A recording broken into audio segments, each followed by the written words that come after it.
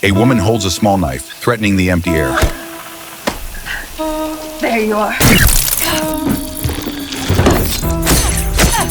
Fuck you! A guard hears the noise and rushes over. He suddenly sees a faint flicker. An invisible man. He pulls out a stun gun, but before he can react, the invisible attacker grabs him, turns the weapon around, and shocks him unconscious. Cecilia shoves the guard aside and runs into the hallway. Another guard has no idea what's happening. He stops her and drags her back toward the room. No, please! No! No! Stop! He's right there!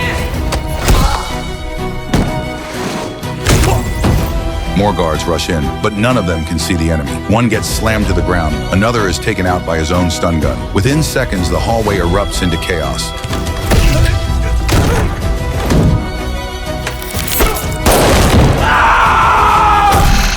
After the invisible man escapes, Cecilia immediately calls James. Go home, your daughter is in danger. James storms into the house with a gun, completely unaware of the threat. Then a punch from nowhere slams into him. Only then does James realize Cecilia was telling the truth. The invisible man attacks again, and James is quickly beaten unconscious. At the critical moment, Cecilia finally arrives. She sprays a fire extinguisher down the hallway. White powder fills the air, revealing the invisible figure. 4 gunshots ring out. The attacker collapses. But when Cecilia removes the suit, she freezes. This isn't her ex-boyfriend Adrian, it's his brother. Later, police search the brother's house. In the basement, they find Adrian locked in a hidden room. The police believe he's innocent, but Cecilia doesn't believe a word of it. She's certain Adrian is still behind everything, so she agrees to meet him alone for dinner. Halfway through the meal, she excuses herself to the restroom. Moments later, Adrian suddenly grabs a steak knife and slashes his own throat. Cecilia screams in horror and calls the police, but after hanging up, she quietly steps into a blind spot away from the cameras. The fear on her face disappears. The truth is, she put on another invisible suit in the bathroom. Choosing his house for dinner was part of her plan.